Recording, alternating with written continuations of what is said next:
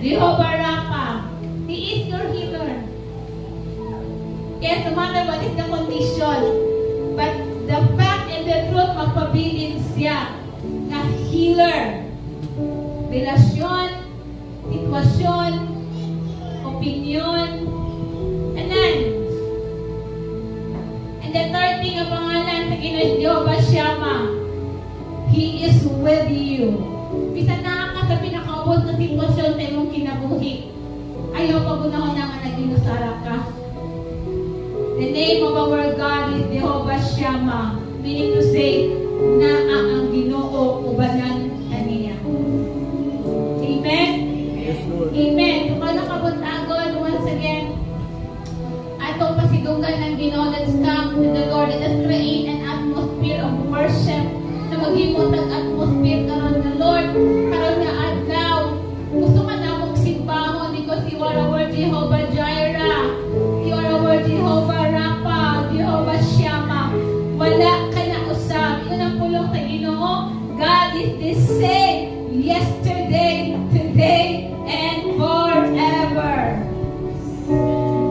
Ngayon, pagani sa awit ni Don Moen, God is our healer. Yes, hindi man mo mabati sa karon, but don't you remember that the word of the Lord stands forever. He is our great physician. He is our great healer. He will restore everything. And so this morning, unsa man ang kondisyon, sitwasyon sa imong kinabuhi, if you need something, come to God. He is your provider. If you have fear, kung na kay mga kahandog, just call upon the name of the Lord. He is our Jehovah Shammah. He is with you. If you want restoration, may be spiritual, physical, relasyon, change sa kinabuhi sa imong loved one, He is our Jehovah Jireh, Jehovah Rapha, Jehovah Shammah today. Amen? Amen. So, let us come before the Lord na nakabuntagon. Ang gusto nimo nga ipatas ang imong kamot as a sign as you surrender to the Lord and claiming, God, you are my Jehovah Jireh. You are my Jehovah Rapha. You are just my Jehovah Shammah. Once again, let us sing this song. Uban ang dako nga pagtuo that God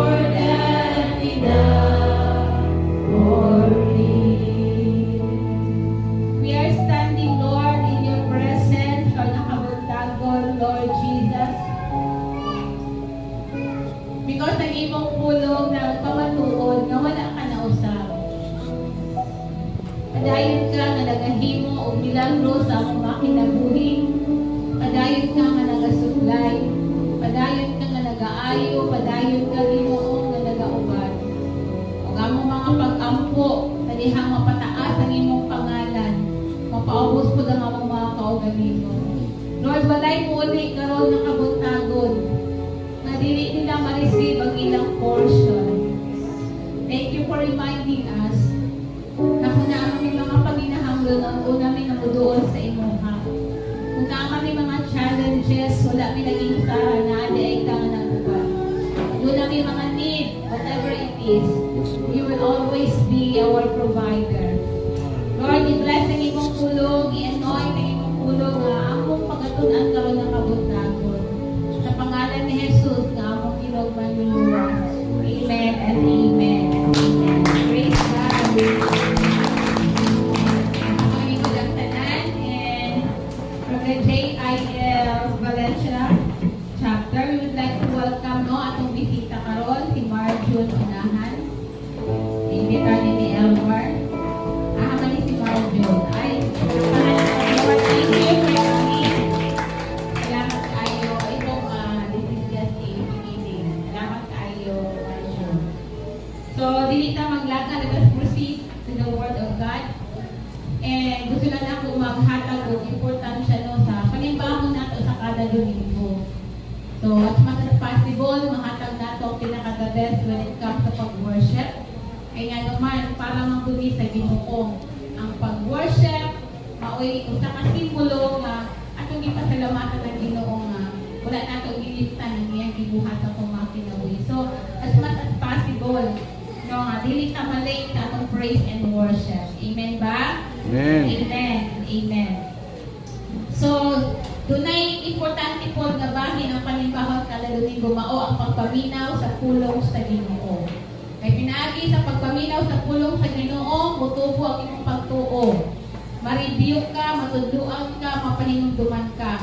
Mao na ako mga paghangyo kung naamay nagwali diri ayaw pud mo pagwali sa imong katapan. No, ayaw istoryahi sa giwali ni pastor. So karon hatagan nato og pag-honor ang pagdisgot sa pulong sa Ginoo. So this morning, gusto na ako nga i-share sa inyo ang usa ka panghitabo dinhi sa 2 Kings chapter 7 verse 3 up to 10. No, kaninga pasahi makita nato ni sa Old Testament. By the way, ang Bible na ay duha ka testament, Old and New Testament. So na isa ka istorya diri ang gusto na akong i-share sa atong tanan nga kung panghinaot nga makahatag ni sa atong lesson. No, this is 2 Kings chapter 7 verse 3 up to 10. Now, as an overview, kanimang good na chapter diri na istorya ani. And ang istorya ani na ang nahitabo sa gitawag nga sa syudad sa Samaria. Pakiingon Samaria. Samaria. Okay, na ay nahitabo sa syudad sa Samaria. Ang nahitabo na ay gitawag nga dako nga gutom. Sulod sa syudad na ay dako nga gutom, meaning to say, grabe kalisod.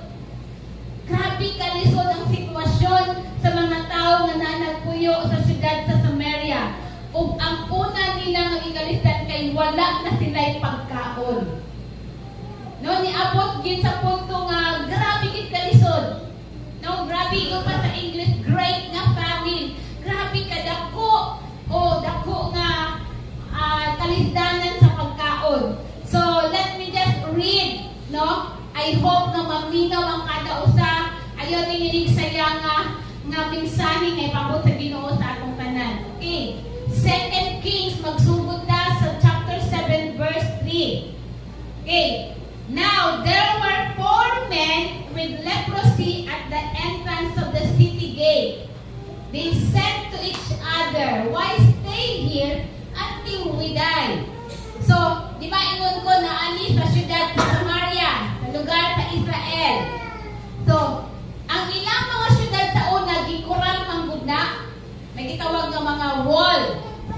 Unya, dito sa gate na ay upat ka mga sanglahon, mga masakiton. Now, sa ilang maguntay, ang tanan nga naisakit na leprosy, wala namang ginaytambal. So, ang buhaton ana, pag nakay sakit ana, ipagawat gid ka sa syudad, ipa-quarantine ka. Pareha itong hitabo sa COVID, no? Pag positive ka, na kay COVID, i-quarantine ka, ibuta ka eskwelahan, 7 days, 10 days,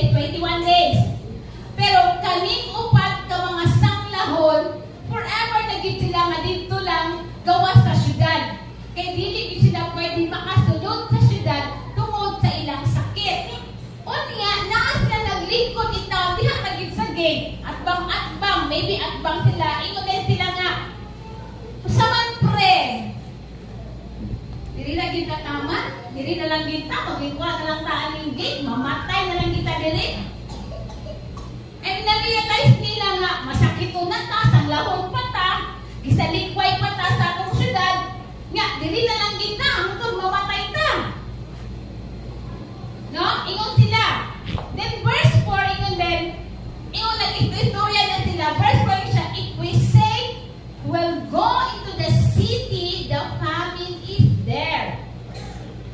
And we will die. Ingon siya, kung musulod punta sa syudad, pero tingguto maway pagkaw ng mga tao dito, mamatay na gihapon ta. No? Ingon sila. And then ingon, and if we stay here, we will die. So ingon po itong upat, so sila, kung hindi na punta sa gate, hangtod, walang tayo buhaton, mamatay gihapon ta. Are you listening? Okay. So yun siya, let's go over to the camp of the Arameans and surrender. If they spare us, we will live. If they kill us, then we die. So, di ba syudad sa Samaria? Naapos na silingan ng kampo ang pangalan Arameans. Pakaingon, Arameans. Arameans. So, ingon sila, kung musunod na sa syudad, mamatay di hapon na kay gutom god. O niya, kung dili na po ta maglingkura sa tibok natong kinabuhi, mamatay di hapon ta. So, yun sila, ang samad bro, at kung ta sa kampo sa Arameans, musurrender ta kay kontra Manila. Kaaway man ni sa mga taga Samaria. Kaya kani mga Arameans, hindi man ni mga Kristohanon. So, ingon siya, mga tuta, kung ilan ang buhion, maayo. Kung ilan po tang patyon, di mamatay god. No? Mamatay, ingon sila. Okay. Verse 5, ingon dahil sila. At thus they got up and went to the camp of the Arameans. When they reached the edge of the camp, not a man was there. Because at thus, kilom-kilom na. Kilom-kilom na, didesisyon sila, isa tala. Puslan man, way nagmahal. Ala, siguro no? Puslan man, na ako'y leprosy. Puslan man, masakiton ko. At tuta sa kampo sa Arameans. Puslan man, di ko sugto sa akong uyab, kay pangit ko. Hala, ato na. Puslan man, ako'y kuwanta. Puslan man, wala ko na-promote. Puslan man, nabagsak ko. Let's go over. Hey. Unya, pag abot na nila dito, pasulod na din sila sa kampo na tingala sila. Nibisan usang katao, walay nabili sa kampo sa Arameans. Verse 6. Unsa day nahitabo? Verse 6. Unsa nahitabo? Verse 6 lang. Unsa nahitabo? Sa dihang padulong na sila dito, naay gihimo ang Ginoo. Verse 6. For the Lord has caused the Arameans to hear the sound of chariots and horses and a great army. So that they said to one another, look, the king of Israel has hired the Hittite and Egyptian kings to attack us. Correct na siya, to attack us. So, muna may tabo, di ba? Ilong-ilong na. Naghinay-hinay na sila o baklay, kama, para makaabot sila sa kampo sa Arameans. Yung pang-abot nila walay tao. Naay gibuhat ang Ginoo. Kung sa'yo gibuhat ang Ginoo, gihimo sa Ginoo, ang magpadungog sa Ginoo, sa mga lakaw, sa dagan, sa kamang aling-upat ka mga sanglahon, murag mga tingog sa mga chariot, sa mga kalesa, sa mga kabayo, o sa great army nagkagahunog. Are you with me? Naigibuhat ang Ginoo. Intag, pinaragoy ka ng kusog sa sanglahon, wapag may gutom pag yun. Pero ang gihimo sa Ginoo, pagdungog sa mga Arameans, murag na ay mga nagdagang ng mga kabayo, mga kalesa, o murag dagang ng mga military.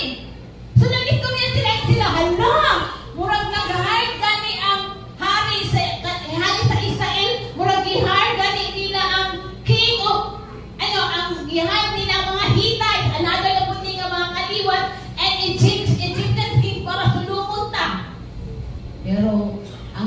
nahitabo katulad itong upat ka mga sanglahon na nagkiang-kiang itawon gutom. Pero ang pagdungog sa mga Arameans, murag grabe kadaghan ng mga military. Mo nang nahitabo, unsay nahitabo sa ilaha? Nanagan sila. Verse 7. So they got up and fled in the dust and abandoned their tents and their horses and donkeys. They left the camp as it was and ran for their lives.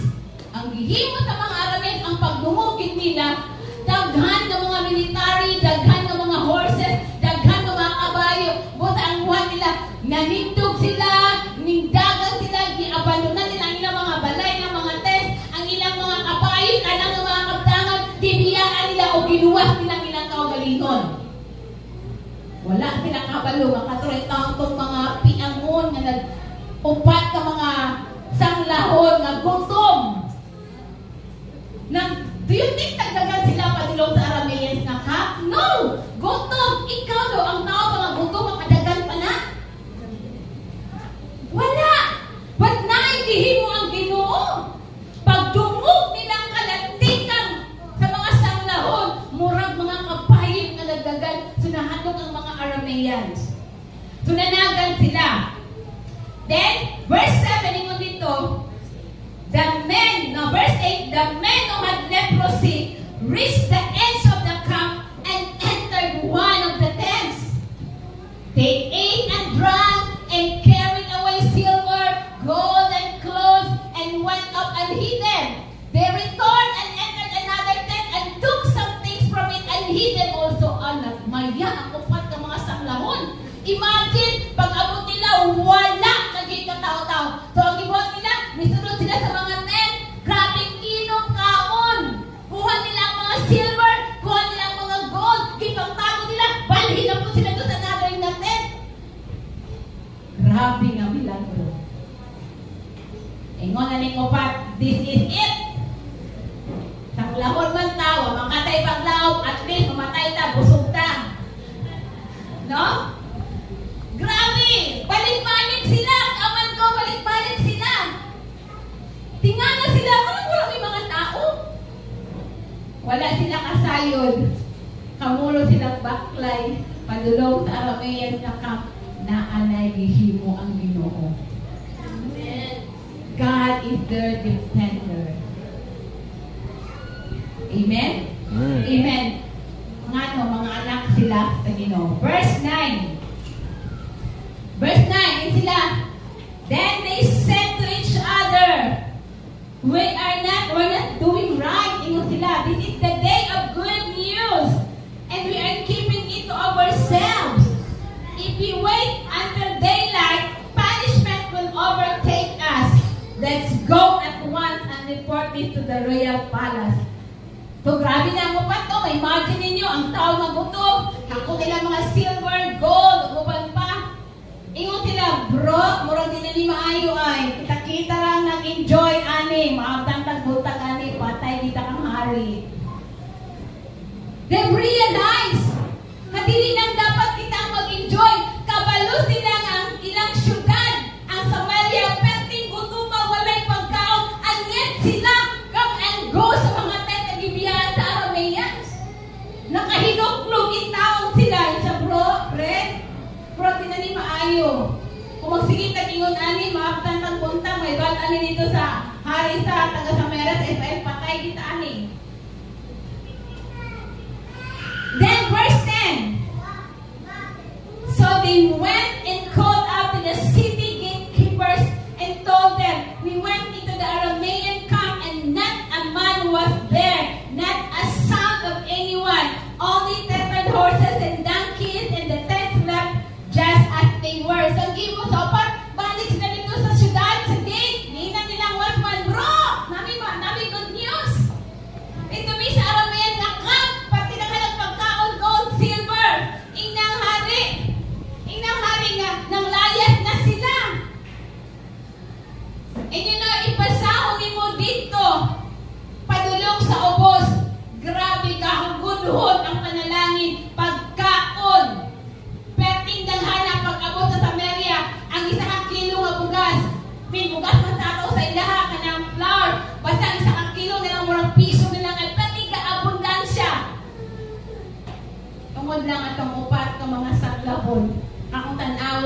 tao walay pulos, gi-abandon na, gi-reject. Amen? Now, the title of my message this morning is When Miracles Happen. When miracles happen. Number one, miracle happens when you step out from your comfort zone. Ang milagro mahitabo lang na sa imong kinabuhi. Sa kinabuhi, sa imong anak, sa imong pamilya, sa imong negosyo. Kung mugawas ka sa imong naandan na. Amen? Pareha aning upat ka sa ngaon ba? Ingon sila, o saman, diri na lang kita, verse 3, mamatay na lang tawatay buhaton. And when it come to a point na na-realize nilang inang sitwasyon, dili bagit ni Mao ang dapat para sa asuan. Mga anak kunta sa Ginoo, gano'n nag-agwanta man ta. Mahitabo lang ang milagro sa imong kinabuhi. Sa dihang makarealize ka nga, murag dili na ni Mao, gibinuangan na ta sa kaaway. Ingon ani lang gid ko, para may sure, para may overdraft, ingon ani na yung sitwasyon, dili na na Mao. Di na imong tapad, dili na na Mao ang imong agian karon. Then realize, dapat natin buhaton. Kay, ang milagro mahitabo lang na kung mugawas ka sa imong comfort zone, ani naman ginamong kinabuhi pastora, di panganak gyud ni nga wala ni gibinlan o kahiday katigayunan sa mga ginikanan. Ang mga ginikanan walay klaro, ayaw silang pasula. Pinalabi manggod namin, pinalabi sa among pamilya, sa among trabaho pastora, ako manggod ang nanang dili kadagat og increase. Ayaw silang pasula na ang kay dapat buhaton.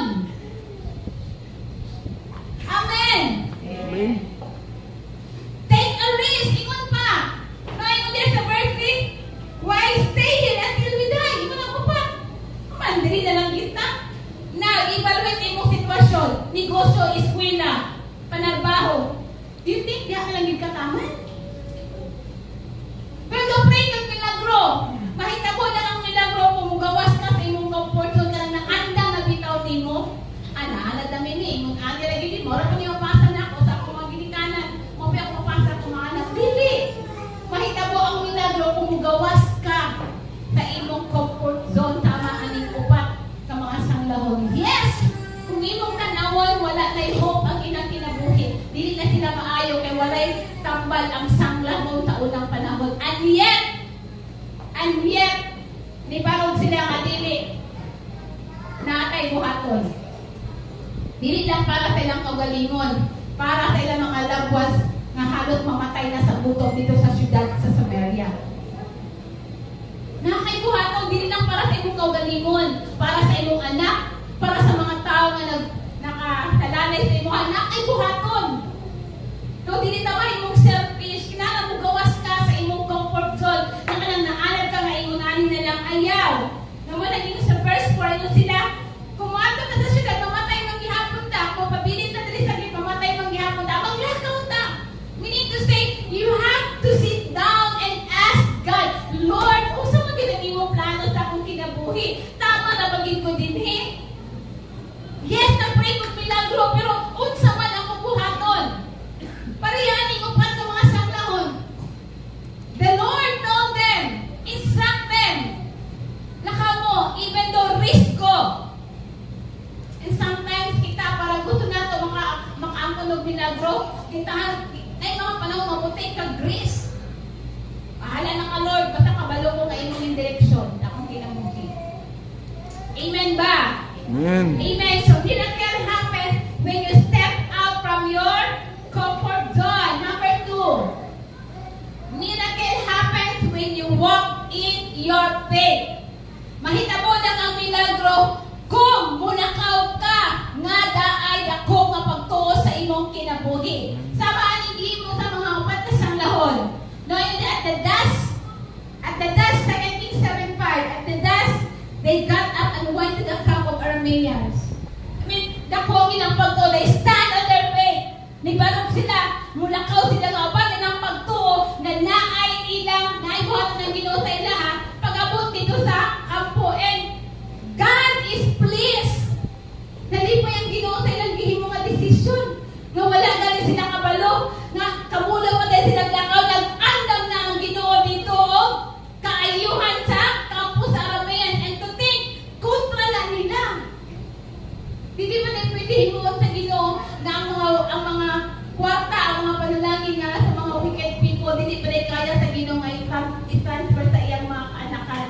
katauhan. Kaya. Amen. Basta kay mulakaw ka, mubarog ka, tindugan nimo ang imong pagtuo na naay buhaton ng Ginoo nga milagro sa imong kinabuhi, sa imong pamilya, sa imong negosyo. You need to sit down. Na Lord, dili na ni mao. Dili na ni mao. Dili na ni mao. Munang gingon diha ah.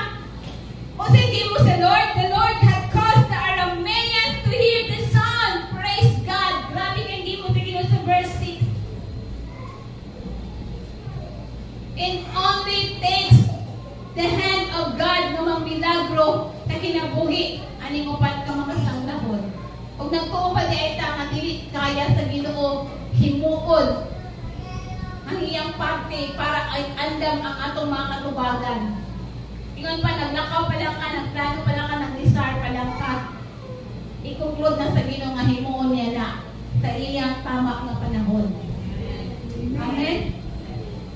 Sa imo pa lang pagsimba karon with faith, yan ka. Kabalo ko nga nalipay ang Ginoo, and Lord, ug ang Ginoo mag-andam na sa imong provision, sa imong healing. Mag-andam na siya nga maguban siya sa imong ka. Take a look at this, oh. Grabe ang pagdumog sa mga Arameans. Sounds of chariots and horses and great army. Kumanaan lang nimo ang mga upat ka mga sanglahon. Luya, walay kusog. Paggabi pagtuo. Luya physically, pero grabe pagtuo, grabe pagsalig. Mga anak na sila sa Ginoo, although they are outcasted, kabalo ba mo ang mga anak sa Ginoo will always have favor from the Lord and from the people na nag-surround sa inyo. Nakakita yung pabor. Lahi ang vindication sa Ginoo sa atong hayang mga anak.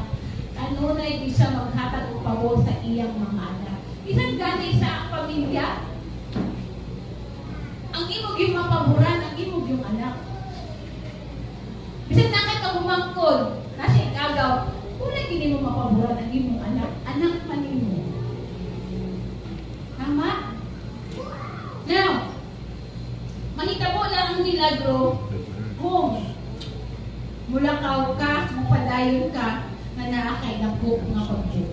Para sa ilaha, kung pakita dito sa mga taga-Arameans, okay lang.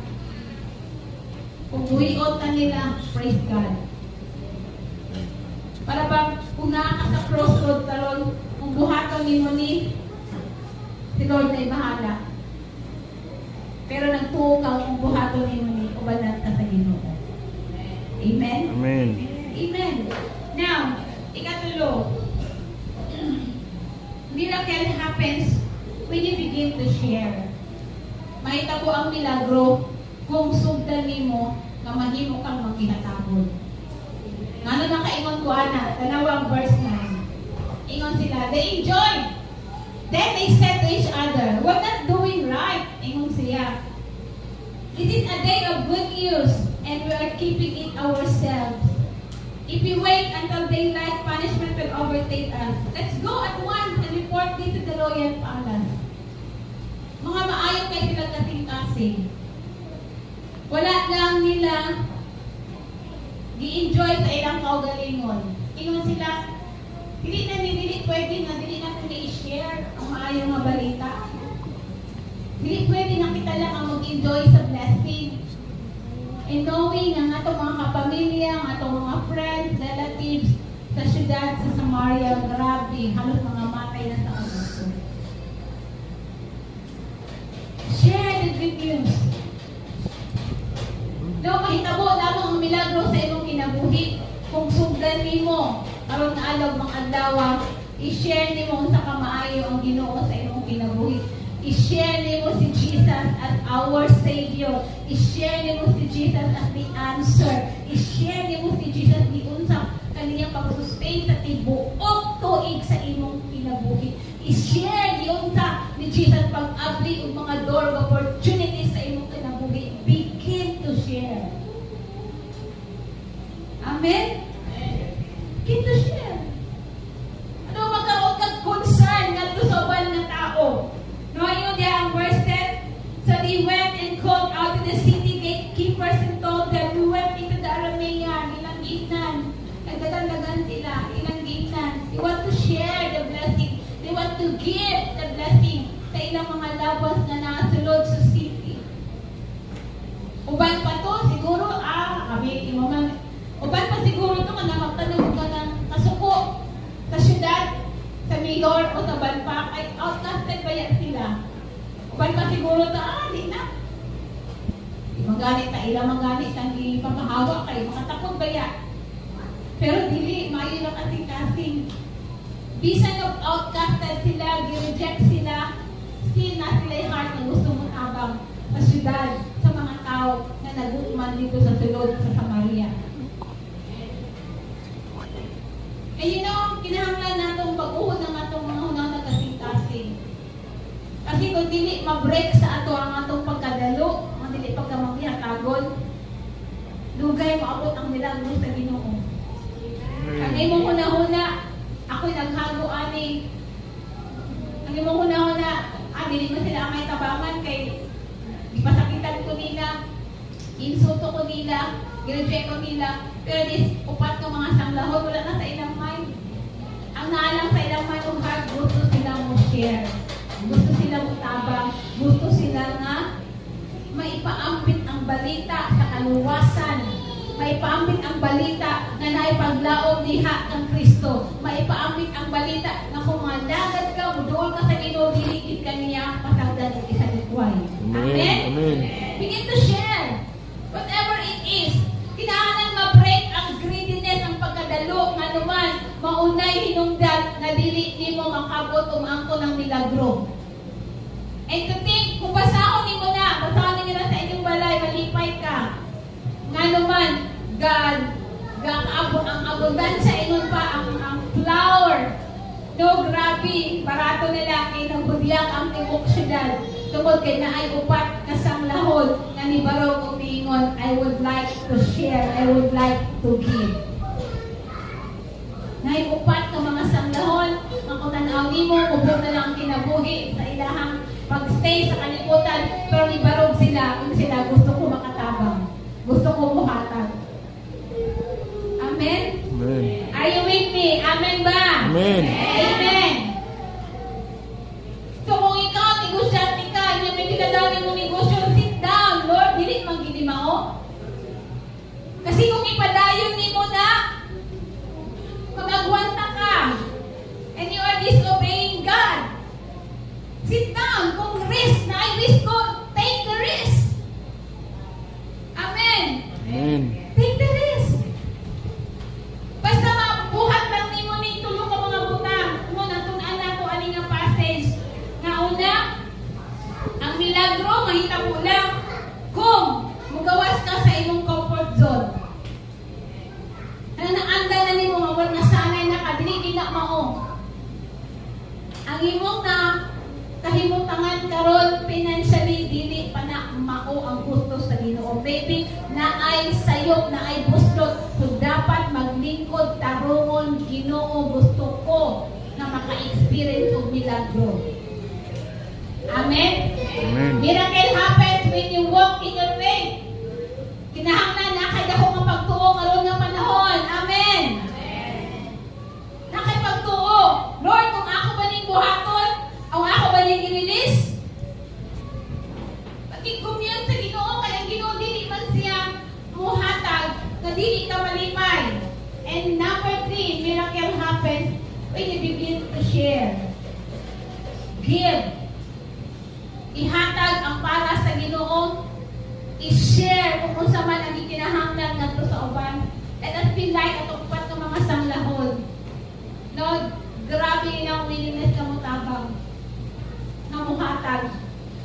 Wala nila giangkol sa ilang kaugalingon kung ipanalanginan sila. But instead, ni-share sila, nitabang sila, nga kung tibuok syudad sa Samaria na luwas sa kagutom. Amen? Hindi pa ka malipay na usa ka magamiton sa Ginoo nga maluwas ni nga pamilya.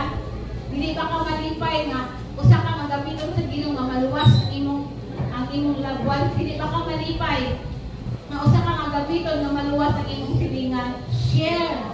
Share. Amen. Amen. Amen. Dapat tayo na learn. Amen. Kung sa inyong nakatunan, kay mubo na kung wali, mangulit na Miracle. Ha? Kasi miracle, kasi miracle. Miracle sa akin. Ang sa daw?